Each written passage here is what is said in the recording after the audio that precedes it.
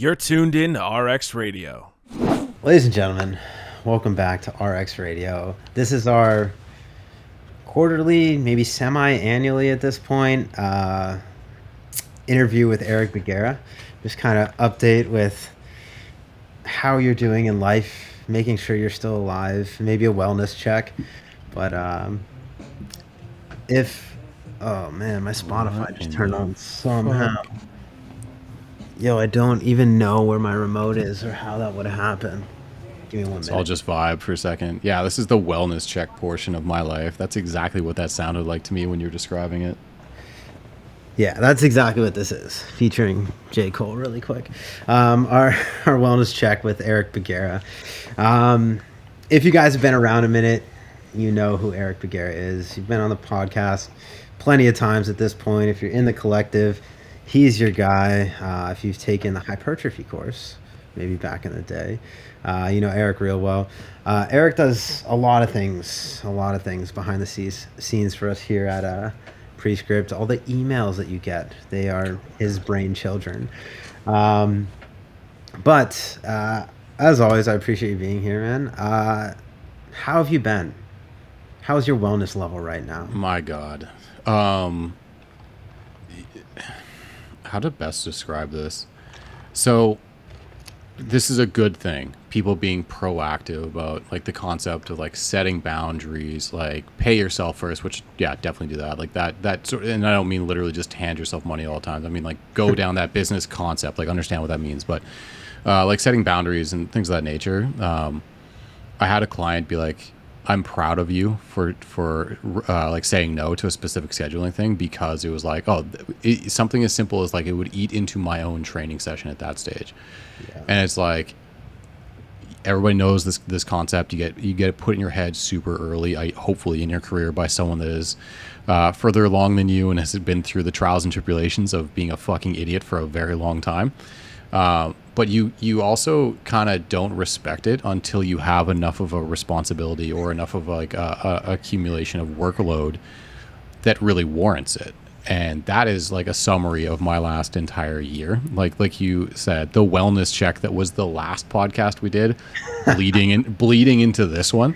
It's like, where have you been? Hopefully I look a little bit more like alive. I have color to my face again. I look like I've slept a little bit more. Like, so looking at some of the collective film, just disheveled and shitty. Like, is he sick? Is he sleep deprived? Is he all the above? Now it's mostly allergy shiners, but it's like, good God.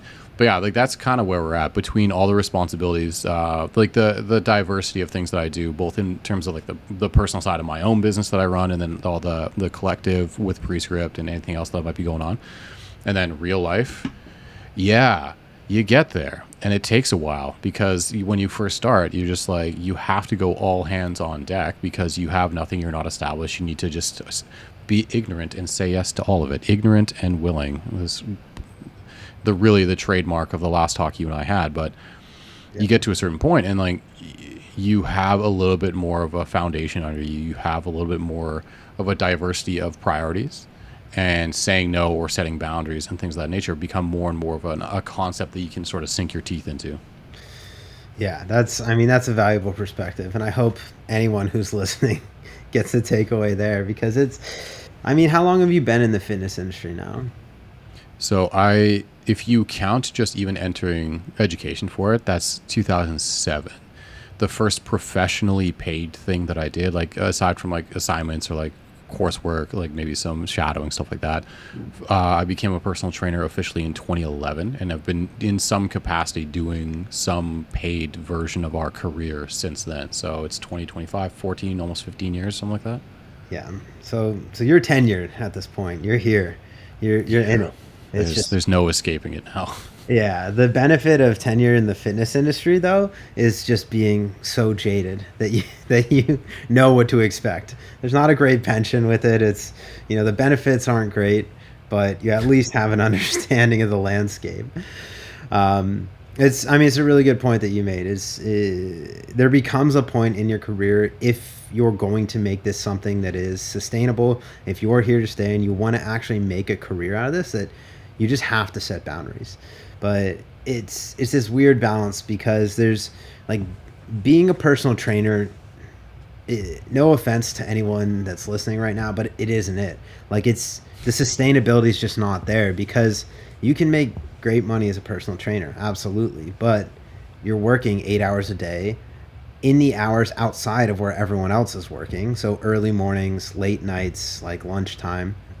You have, probably 4 to 6 hours of downtime during the day, which just extends your day to now being a 14 to 18 hour day, and you're trying to take care of yourself, sleep, and have some sort of quality of life. It's this hard thing where the more successful you are, the less well you are in terms of like successful as a trainer. The more clients, the more full your schedule is, like the less wellness enters the equation. And then it is kind of this thing where you almost have to get to that point to know that, all right, there's some staying power in here. Like I'm good at what I'm doing, but then it's that like, oh shit moment where you have to realize like, all right, how the fuck can I do this for another 10, 15, 20 years to make an actual career out of it? And that's something that, I've been in the industry about the same amount of time as you. And then before that, like it was just training as a passion. Like I really enjoyed training, like myself. And then over that amount of time, like it's interesting because you see, like, what's the saying? If you're passionate about something, like never go into that business because it'll kill the passion. And I've definitely had like that moment multiple fucking times with training, is that like, yeah, I'm good at this and I enjoy this, and that brings like some sort of success in the business that you're operating, and it just fucking kills the joy, it kills the passion, and like you're just exhausted from it to the point where like some people just leave and they just don't come back at that point. So I think the fact that like you're still here today, hopefully on the other side of this, coming out of the tunnel, kind of bouncing back, looking like you have a little bit of life back in your face. Like what has, because like I've had like stressors and shit, and like we all do to our own degree, but like you've had some real life stressors in the past couple of years, and like you're making some really life moves, like buying a house, moving, having a kid. Like what has that been like in terms of helping you realize how to set boundaries and how to make this sustainable? I think it's worth, well, first of all, in the quote you gave, I really thought you were going to say, if you love something, you'll never work a day in your life. I love what we do. I work all the time, like, because it really bleeds into the next part of the conversation, which is, it doesn't matter if you love what you do if you have no bandwidth with which to do it. Like if you have completely saturated yourself, even with something you love doing, where every waking moment of your brain is occupied, and sometimes even your non-waking moments where you can't sleep, where it affects you because of stress, you'll definitely work. It's absolutely like even, but the yin and yang of that is the fact that you can get so good at what you do that it takes a limited amount of bandwidth to accomplish things at a high level. So all the spinning plates that I have, even with Prescript as its own sort of entity within my greater picture of what my responsibilities are, the things that I will do content production wise, like it's a very tightly threaded schedule for me to get everything done, because I'm also interacting with all my other responsibilities, real life, things of that nature. Mm-hmm. But if I stopped oversaturating everything, it's incredibly simple. Like at this stage, because I've done it so much, same with personal training, programming, like I have my methods. I understand how each sort of prong of the business, what time it needs to be correctly nourished. I have a skill set that has been refined so well that I can pretty effectively one and done most things to a high degree of accuracy, high degree of quality. But the drawback to that is if you can't divorce your efficiency from saturating yourself because you now clawed back more time because you've done them in a more efficient manner. That's the rub. That's the trap. And to pull back into your initial question is when things that are of less control or things that are of more priority that you may not have realized start to compete for the same time. It's one thing like to be the entry, like the just getting to the space, cutting your teeth, getting your feet wet, 20 hours a day of doing something related to your business, either physically working on the floor, doing programming, doing your own meal preps or things that are going to keep the wheels on the bus, the whole thing. to be in a different position where you are being pulled away by a loved one. They need your help with something. You are trying to further your life in it could be an educational capacity. It could be, in my example that you were alluding to, in late 24, early 25, we basically literally within 2 months maybe decided to move. Like we had been scouting areas that the pipe dream 10 years from now, when we're more blah, blah, blah, blah.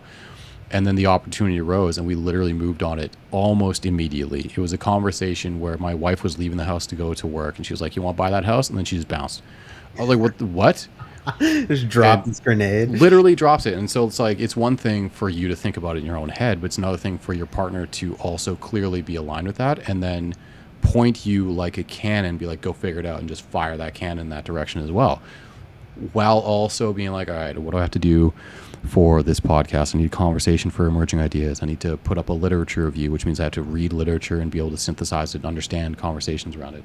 I need to program 25 to 35 people. I need to be present for their check-in videos. I also have a son, but that I forgot to mention probably at the top of that pile. All of those things. So you are a personal trainer at age 20 or 25 or wherever you are in that mix, and you have all the time and resources to super saturate towards one goal.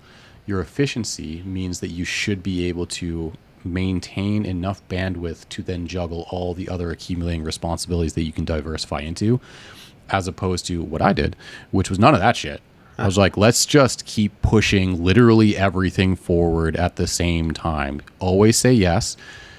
Figure it out, and then rely on the fact that you have a ridiculous level of grind and work capacity until you are forcibly pushed up against your own walls.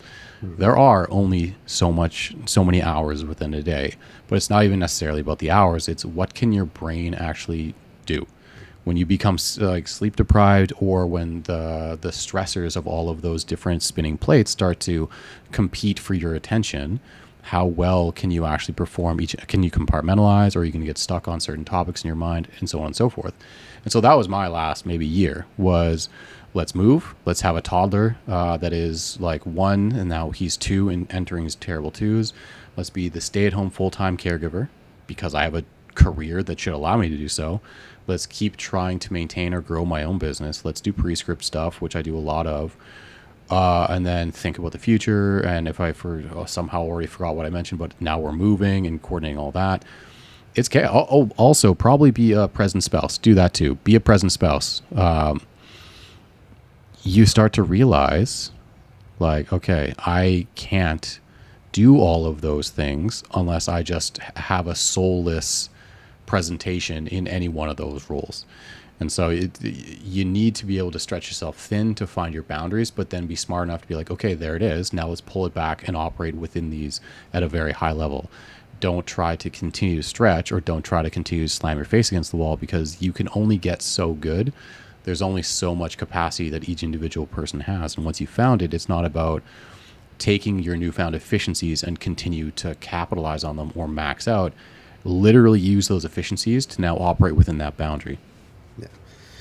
Yeah, I like that. And it's an interesting place to be right now in the fitness industry, especially for people that have been in it as long as you and I, because when I started training, it was like asking friends and friends of friends, like if they wanted me to be their trainer, and charging enough money that like it felt good at the time, and it was like cash and whatever, but it wasn't enough to survive on. Like, it wasn't a career at the time. And then now coming to this place where everyone's got an online business. Everyone's a business owner, a CEO.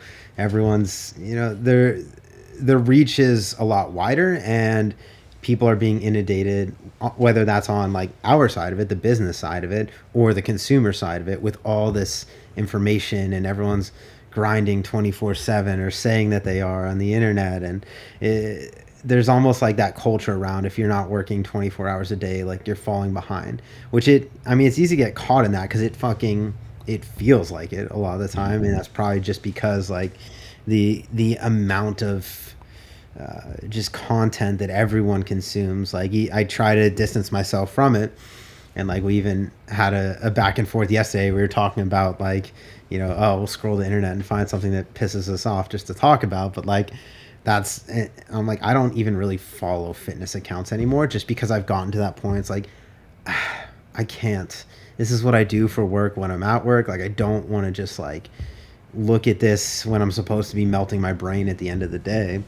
But I think it's a very different reason and impression of why people get into the fitness industry now versus when you and I got into it. And it is very much people that are like their first shot at a fitness business will be online.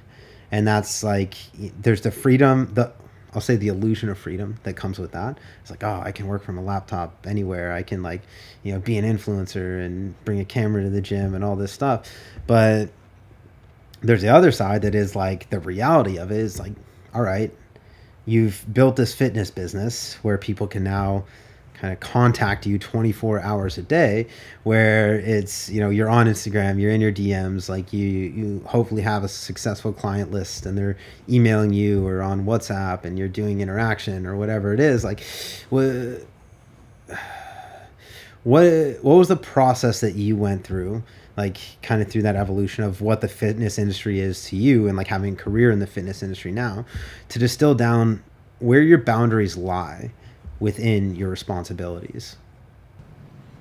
Yeah, it's interesting because you and I were texting, like you said the other day, about, okay, what's the topic going to be? And I literally said, I was like, it depends on which version of me shows up. It's either Dr. Bugera, and I'm going to go do something super smart and just go mechanism and just like drown out people's interest because it's just going to go off the rails, or it's going to be old man yells at clouds, and we've definitely gone the old man yells at clouds route. Let's go. I like that version of Bugera. So you and I are about the same age, which means that you and I both grew up without the internet. I did not have a computer. Like I remember, I'm old enough to remember when we got our first one and it had green text and a black screen. It was literally like the first model of a computer ever that my dad got from work or something, and it didn't make any sense because he worked in a shipping warehouse, right? Then we saw the inception of the internet and mass like interpersonal communication, the whole thing. And the reason why I bring that up is because it's a baseline of knowledge, or a baseline of like a framework of thought of, I know what life was like before insert this existed, therefore I'm way less influenced by its existence now. Mm-hmm. And the same can be said about like online training, coaching, influencing, content creation. I got my start in person, and then I willingly went back to in person a second time before I ever stepped into the online. And that's where I guess like like fully probably misinterpreting or forgetting the root of the question at this stage. That's why I have the confidence, or that's why I have the evolution of the modeling of my own business, is because I know what it was before what I'm currently doing existed, and I know how to be successful in that space and what made me successful in those spaces to begin with. So in person, it was literally about just you, results, and your personality.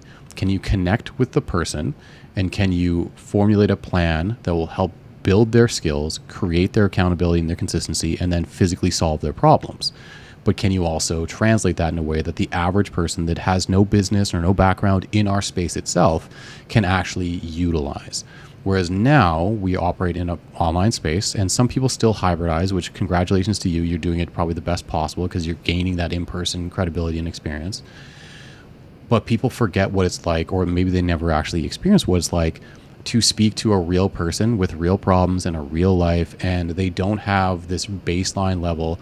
And I want to say that most people, when they're speaking in terms of fitness phraseology and the zeitgeist nowadays, they themselves also don't have a firm grasp of it, but they're speaking or parroting in ways that is more reminiscent of how you and I might speak to each other. And I don't even go that far. So you and I wouldn't speak to each other the way that even maybe you and I even post our content either. But that's because your content posting style is literally trying to attract coaches in the best way possible, primarily to, say, Prescript as an educational company. Maybe there's a shade in there about your personal business for Olympic lifting or just general coaching, but it's primarily literally trying to attract a coach. Mine is derived from trying to attract either coaches so that I can be their trainer and improve their capacity to coach others through their own training. I'm still trying to train them. Or I'm literally reaching out to a completely new population of just people that happen to be on the internet that are enthusiasts. Nailed it. But the average person, that their entire personality has been derived from being a trainer online first with no experience, they don't know how to speak to an audience. They don't know the depth with which they don't actually know what they're saying. And then they are also following almost like an unwritten, or in some cases a written and paid for playbook on how to operate an online business specifically to fitness. I'm not saying that they were approached by the cold approach DMs. Hi, I'm a online fitness coach, but they're effectively doing the same things. And it's way more simple than people realize when you have had the experience in person.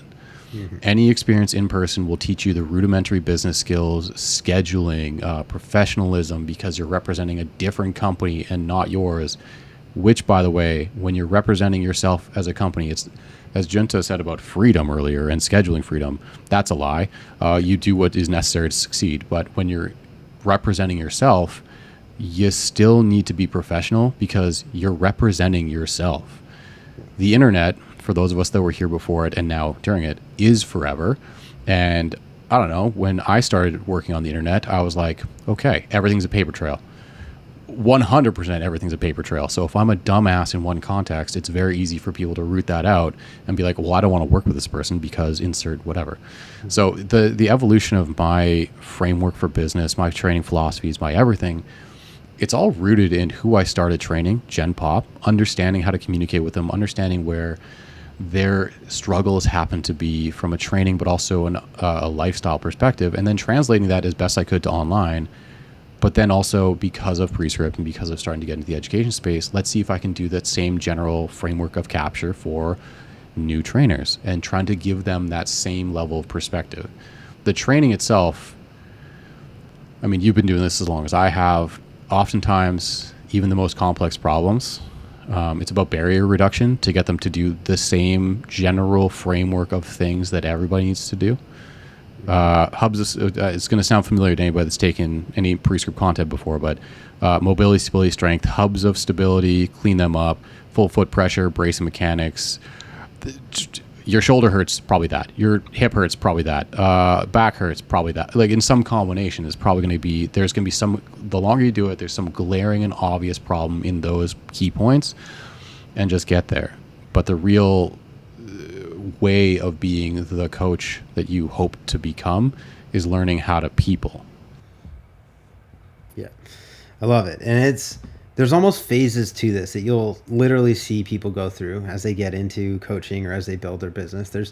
The first phase is becoming incredibly competent at what you do, right? You can't bypass that, and you'll never be successful if you don't have that. It actually blows my mind. Sometimes people are. So I take that back. There's people that are just very incompetent that make a ton of money somehow because they have the right marketing.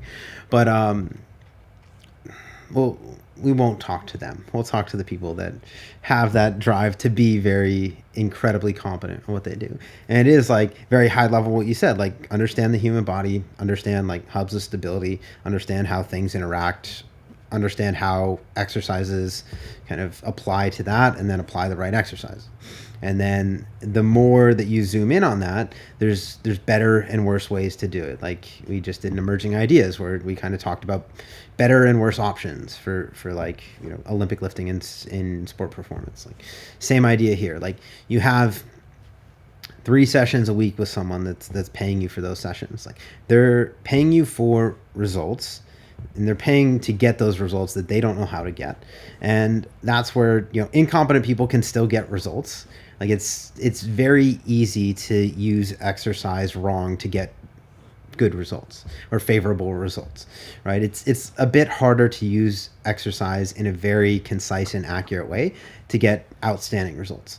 And that's something that, like, if you're getting into the industry, that should be your number one priority, is to understand that, because it's exactly what you said earlier, and kind of making your time more efficient is, at first, when you have less clients, you have a lot more time to sink into understanding these things. And it becomes this very positive reinforcement that the better results you get, now you understand how to get results better. And you can, you know, there's the same systems won't work for every issue that you see, but then you at least have a framework for how you solved that problem last time, and you can make deviations when necessary. And the more times you do that, just the more efficient you get at. It's like, okay, like that didn't work, let's switch this out, let's keep going. And that has to be the first step in kind of building your business around fitness or being successful, is that you have to be incredibly competent at what you do, because what comes with being competent at what you do, it takes a lot less mental bandwidth, it takes a lot less time to be able to make the decisions around the actual job itself.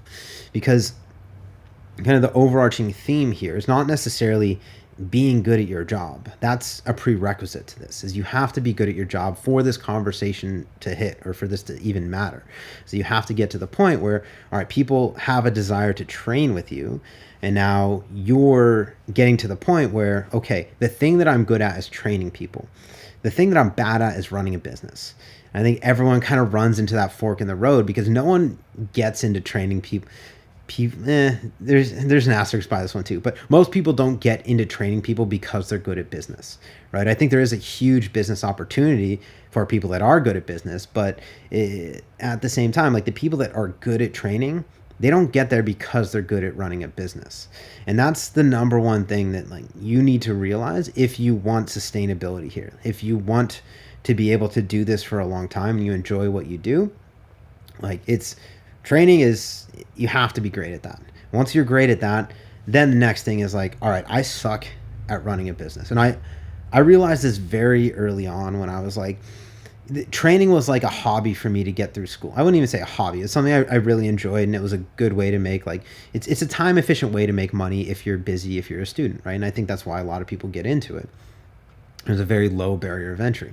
So that's exactly how I used it when I was in college, when I was in graduate school.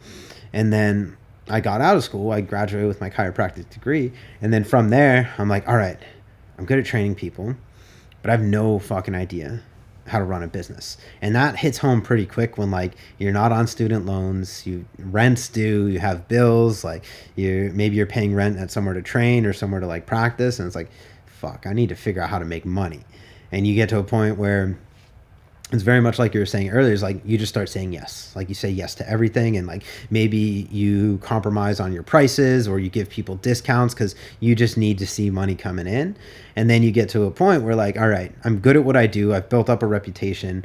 There's a demand for what I'm doing, but I'm running myself into the ground. I'm not making enough money doing it. And it's like, all right, we need to figure out how to put systems in place so that I can get a better return on my time.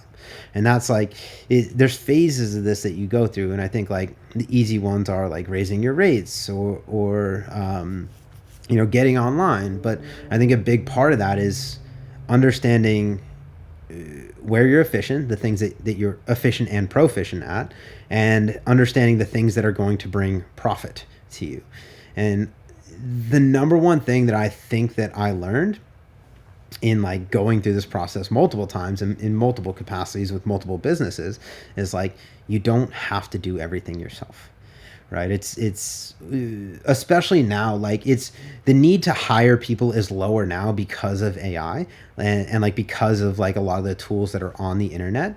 And I think a lot of people, they probably use that in like really shitty ways to like, it's an interesting to like bring AI into this conversation. I didn't think I was going to, but I think that AI, it's a double-edged sword in that if you use it to replace your decision making and your brain capacity and like your voice and your message, then you're going to run your business into the ground. It's just going to diminish the value in literally no time.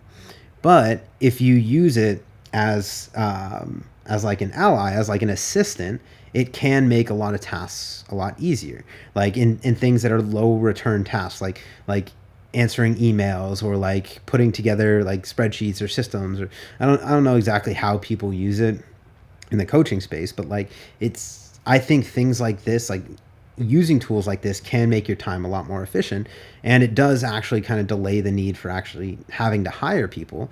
But I don't think a lot of coaches get to this place, and I don't know if there's a way to do it well in the online training space, but actually hiring people to take off like admin tasks and things like that. I think that is one of the most under preached returns on time. And a lot of people, there's a hesitation around it because it costs money. It's an investment that you then have to figure out how you can get a return on that investment. But the return is your time back. And if you're trying to buy your time back and you have a successful business, I think giving yourself that space is one of the most valuable things that you can do to figure out how to now become more efficient and leverage your time better.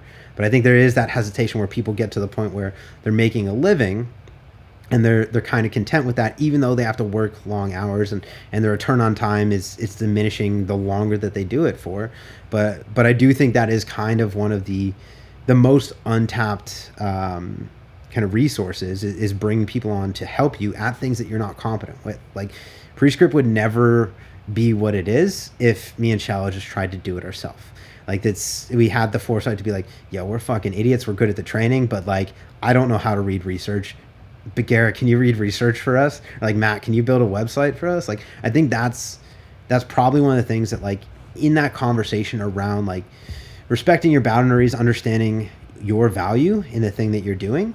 And a good way to respect that is understanding what you're not good at and what's not serving you and how you can offload that in this space. My initial thought goes to, there's natural almost tiers or natural like career pathways within the space that are almost required for those things to be, or rather that those things start to become more and more required. Being an online trainer, you could pretty effectively get to about 6 figures, and I mean 100K. Everybody calm the fuck down. Like 6 figures is 6 figures. Literally just do it yourself. DIY. Here's your Squarespace. Absolutely. Here's your Google workspace. Here's just don't be a dumbass. Do it for a couple years. Build some credibility. Have some fairly smooth systems in place, and just be the trainer and charge a reasonable rate. And literally like 30 clients, $300 a month. That you did it. You did it. Because overhead, let me tell you, my overhead's like $5,000 a year. Like it's a website. It's very minimal because I do everything myself.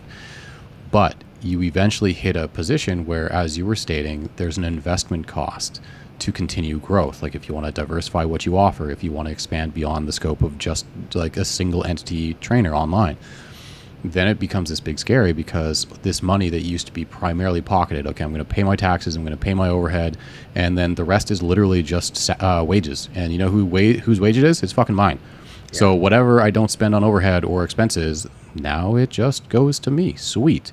But if you want to continue to expand, now you're shaving some of that sweet revenue that should be going towards wages, quote unquote.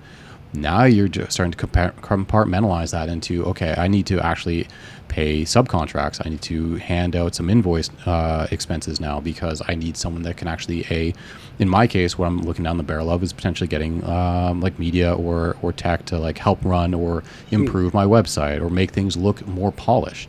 Because I'm to the point now where if I want to continue expanding or just make my processes that much more efficient, so I can literally just stop putting brain power behind it, I'm at the level of training efficiency where if I then reinvest in that direction, the training efficiency will keep clients getting results, staying with me. But that other side of the equation, because of the longevity in the space and the quality of the training, a better outward facing sort of representation of who I am and what I do, all of a sudden will likely be a better self-sustaining model for lead generation, for marketing, for advertising, things like that. But it's not a skill set that I either have nor have the time to really polish and build myself. So now we're looking at that nice pile of monthly revenue that here's my regular expenses that I shave off, but that's my wages. Yeah, it is, except now I have to start to consider cleaving some of that off, and that's where it becomes scary. You're starting to cleave some of that off to be an expense somewhere else. And I think that's something that gets missed by you were trolling earlier, but people that give themselves the self-appointed title of CEO or president and CEO or whatever that is. I actually own a company. I'm incorporated. I have that. I don't use those terms, even though I actually have it. But what they don't realize is that the larger you get and the quote unquote more outwardly successful you become, the more overhead you probably have. Like, I'm not stating figures. I only know my numbers, but like knowing the magnitude of Prescript and what needs to be done, there is large scale expenses per month, like because of just even the size of the team and what roles people fulfill. So the larger someone like Prescript becomes, there's 2 founders. Yeah, you have to get way larger than you think if you're going to be the big baller that you want to become, if you're that inclined, because the larger each step you take towards becoming a larger and larger company, or providing more services, or clawing in more revenue or more clients, there's probably something that's also an expense in order to allow you to continue down that path. Yeah, absolutely. And that's like anyone that's getting into this business, and like I use the word business here hesitantly because business inherently is about making money, right? Like we all need to live, we need to eat, and like we all want to make money at the end of the day. But I think the best thing you can do for your business is not chasing a number. Like I'll scroll Instagram and I'll get 10 ads about a 6-7 figure fitness business. And yes, I think it's good to have financial goals, and it's really objective. You did it or you didn't, and stuff like that can be helpful. But if you're getting into business with the intention of being successful in that business, you can't chase the number. You have to chase progress, right? Because with progress will come the number, but with the number will not necessarily come progress. Like you said, like if the goal is to run a 6-figure coaching business, people they'll make $100,000 and they'll be like, all right, sick, I did it. And then it now almost becomes that scarcity mindset of like, how can I like survive off of this? Like this is how much money I make. Like I need to figure out how to make, rent and like all my business expenses and taxes off of this 6 figures, as opposed to like, you get to that point, great, now what's the next progression? Like what is the next thing? And it doesn't always have to be like, I'm not saying everyone has to have this huge corporation with a ton of employees, but like if you're chasing progress in your day-to-day, and progress for me at this point, it's freedom of time and place. Like that's the next like big step in progress. It's like I want to be able to get my time back, because I'll tell you this, owning a business, even if you're making 6-7 figures, like what did it take to get, like if you find someone who made a 7-figure fitness business, I can guarantee you their hourly wages are less than your average personal trainer, because of how hard they had to work or how many hours they had to put in to get to that number. So it's not necessarily like, yeah, that number's cool and like you can now be a business coach on Instagram once you hit it, but I guess no one fact checks that either. But if you're chasing progress in the business, like you can define progress a million different ways. And I think that comes back to the original idea here of investing in your business, right? And it doesn't have to be like hiring an assistant or hiring another coach or anything, but it's investing in systems, investing in becoming more efficient, investing in your outward facing perception. And like, that's something that is ever present. So it's like, that's marketing, that's advertising. It's like, what is your brand image? And like a lot of that is like the number one thing that I think people can offload is their media production and things like that. And that's the number one thing that I see people offloading, because there are a lot of like really good tools that trainers can use, like anything on G Suite, like Calendly. Like there's a lot of good technology that people can leverage to make their time more efficient. But if you're a trainer, like what the fuck are you doing in Final Cut Pro for like 7 hours a week? Like that's 7 hours you could get back. So it's, in my mind, like it really redefining what you're going after and like your goals and starting this business. If it's just to make 6 figures, then like you'll probably get there, and I hope you do. But at the same time, like then what? Like is it 7 figures? Because that's a huge leap, and like what got you to 6 isn't going to get you to 7. It's not going to get you to 8. It's not going to, it doesn't scale linearly. So it's the thing that does scale linearly is progress. Like if you're chasing the next thing that you can leverage to make your business more efficient or get more of your time back, because I'd say that's probably one of the most important things. Because we started off, this is a wellness check. When you're in the point where you need a wellness check, you're not making progress in these areas, right? Like progress is getting your time back, getting your sanity back. And I think that's what a lot of people that chase a certain number, they chase like making a living with this, like they get themselves to that point where they're just going nuts and it's not sustainable.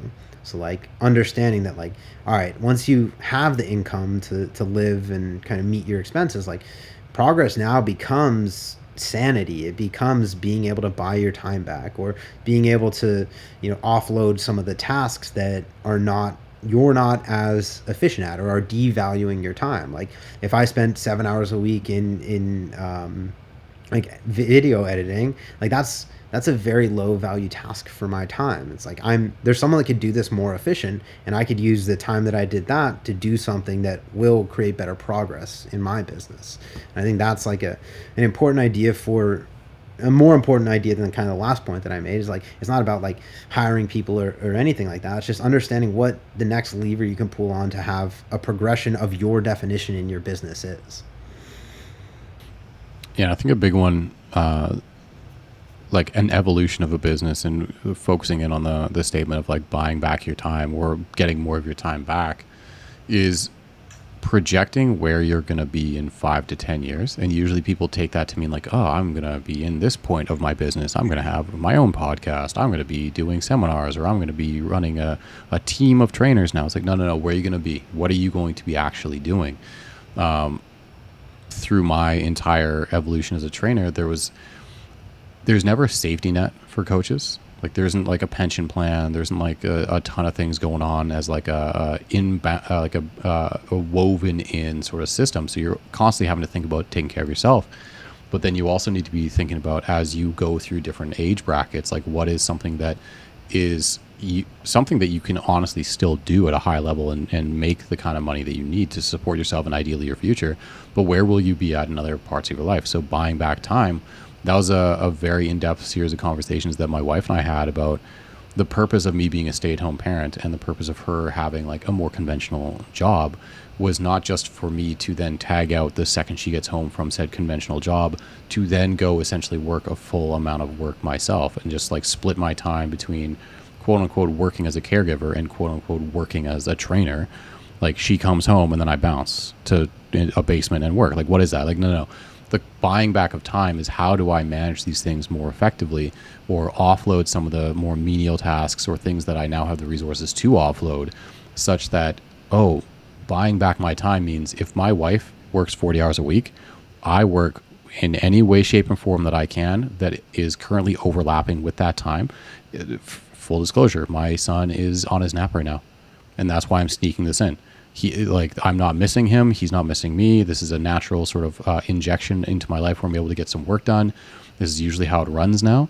Instead of, okay, I need to do X, Y, or Z other tasks. I need to be thinking about, okay, when my wife gets home tonight, then I have to do all my videos or I have to do my responses. Like, how can I compartmentalize better? How can I either pull back tasks, outsource them, or compartmentalize better? Because what is the true point of having these businesses that you've converted from the full 48-hour work week in person with all the different things pulling you in different directions, even in your off time, to converting to online, only to still miss out on the things that you were trying to get time back to begin with? Then, like I was saying, there's the age bracket evolution. And that was kind of like the root of where we started with this between you and I. Was like, what is it like to be kind of like a middle-aged fitness professional? Like, we're not in our 20s where everybody's going to be starting. We're not inexperienced, fresh as a daisy, cutting our teeth like social media stars. But we're not into our 40s or 50s where it's like trying to figure out like what is the appropriate mode for us. We're kind of in this gray space where we have enough experience to leverage that experience to be more efficient, and also hopefully offer that to the generation coming up. But what is the most appropriate use of our time? What is the most appropriate way for us to model or mold this business to what our current needs are? Be it, in my case, realizing I need more time with my family, I need to be more available, and I need to leverage it that way, or anyone else's particular life setup. Yeah. So, I mean, I guess my question now is, where do you see yourself 5 years from now, and how do you see your business evolving around that? So the first thing, it kind of ties together what I was saying about like polishing or refining my media presence or my website, or anything that could help be like the funnel. Because as I believe you spoke to earlier, like training is second nature. I barely have to think to do it. I have my systems in place where we're actually constructing the programs and delivery. All that kind of stuff is super straightforward. The bigger pain in my ass is being consistent with marketing and funneling and finding new leads and things of that nature. And it usually is for most trainers, because it is the unfortunate business side of the business. And for the last year, it was actually less so about a desire, more so about literally there's no time as a resource to do that. So now, with my son starting preschool now, me having a legitimate work block almost every day, which has been an insane change to business and life quality all at once, like literally within like a day of it starting, is to, again, pull the thread of reverting to what makes you successful in person, showing up, being in the space consistently and showing your skills. So me being able to show up in the online space more consistently now, getting back to that, finding a daily groove where I can just appear in people's feeds or just do my thing the way that I want to be representing myself online, be it writing, be it communicating through Q&As or podcasts or whatever it might be. First step is just crank that. Get back into the space itself. That could be a year, that could be 6 months, it could be whatever it takes to like boost that output to a point where it's starting to be a clear return on investment for my own efforts for finding and curating my client list again. With that, 3 to 5 years down the line, okay, now I'm going to revert so that the income matches the needs. It always has, but it supersedes the needs such that I can start to invest the surplus income from the client base back into, okay, let's find someone to do the website or refine it. Let's find someone to start coaching, or I hesitate to say coaching. Let's actually pay someone to do this. But for any sort of funneling or marketing system, like give me a system with which I can run with, or or someone that understands my brand, my personality, my everything, that can kind of be the independent contractor that I utilize for those kind of things.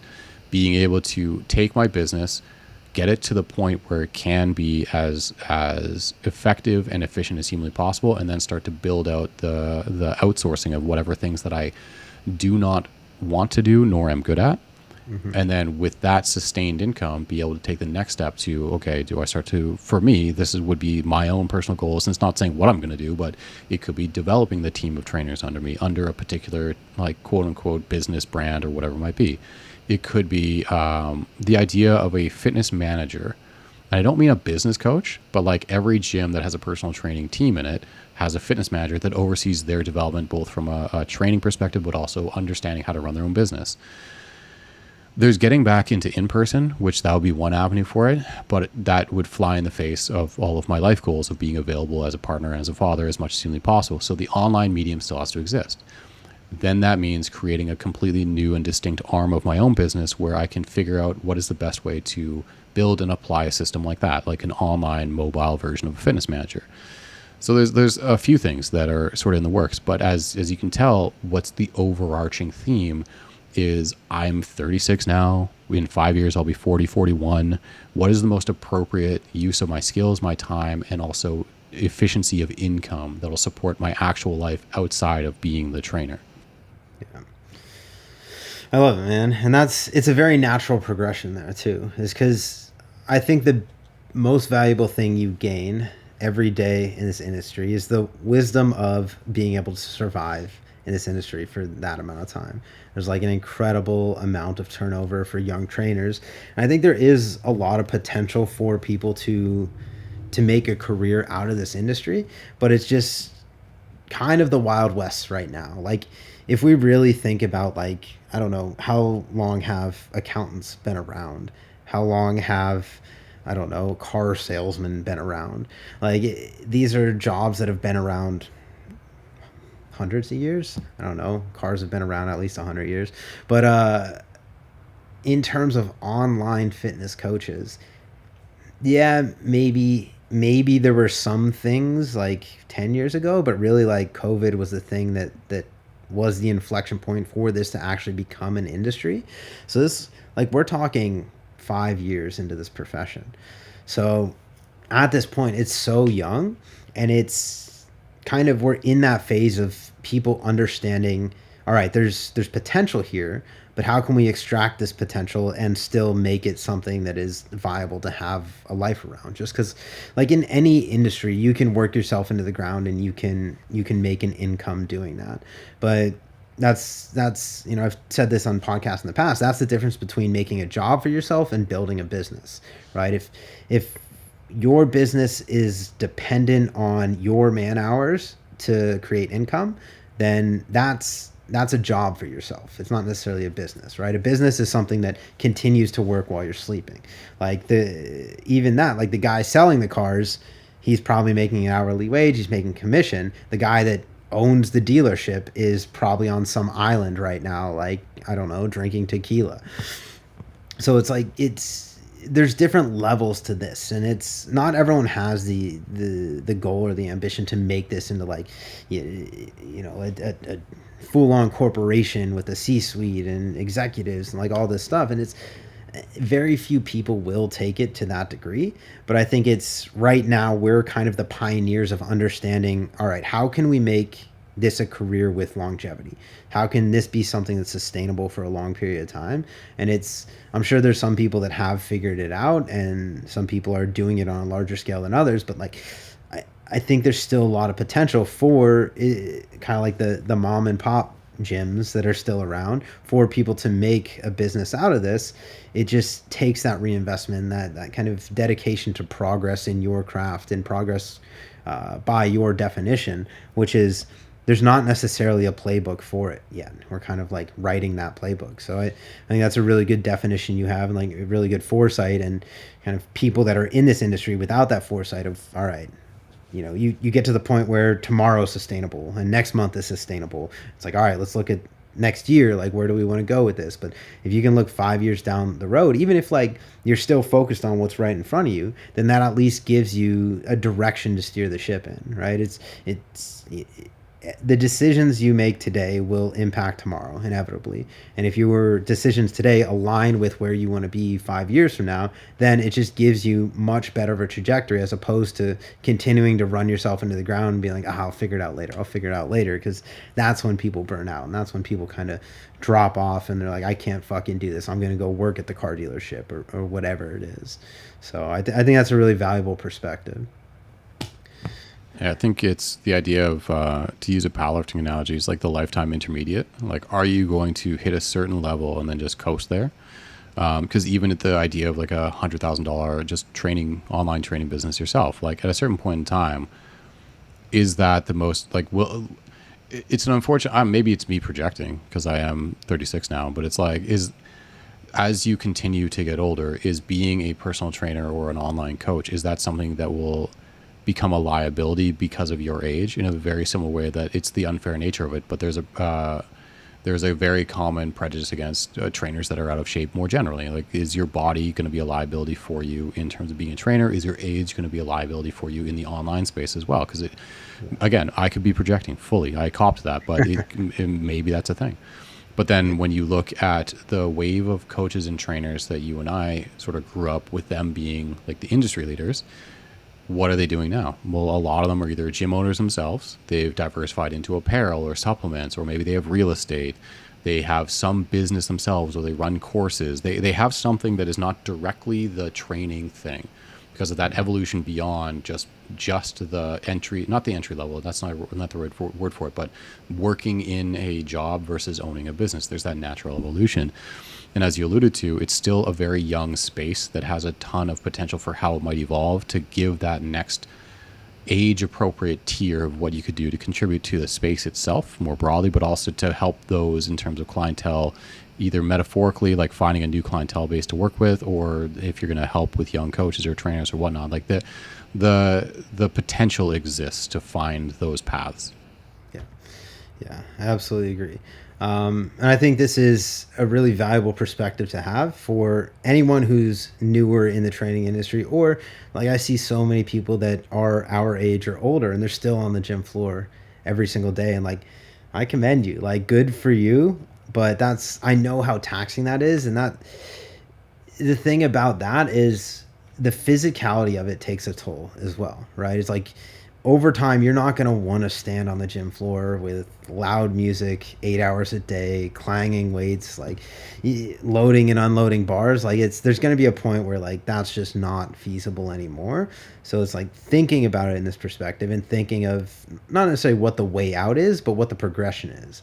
Like, there's thinking about the next progression and not leaving that to necessity when it gets to that point. It's like, I can't fucking do this anymore, and then having to scramble. Like, being prepared and having foresight around that is something that I would encourage anyone listening to this podcast. And like, especially if you're just getting into the industry, like, follow the steps that we laid out. Like, get really good at what you're doing, but also think about the future. Like it's, you're not going to, as much as I love being on the gym floor still, like it takes a toll, and it's not something that you're going to want to do. You're not going to want to be forced to do that forever. Like it should be a luxury at a certain point. Like it's something that I enjoy doing, and there's an amount of it that if I get past that, I'm not going to enjoy it anymore. So I want to stay kind of within that sweet spot, and that's probably going to be less and less every year that goes by, to be honest.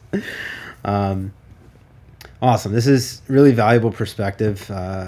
Thanks for being here. I'm glad to see that your wellness is trending up. For people that are interested in working with you or just talking with you more, where can they find you, Bugera? Yeah, I primarily exist on Instagram. I technically have a website, but it's effectively just a vessel for people to be able to sign up for training. So the primary spot to actually communicate with me is Instagram. Just my name is my handle, Eric Bugera. I write effectively Monday through Friday. Either it's going to be like almost like personal philosophy or just like journaling. It's going to be centered around fitness, obviously.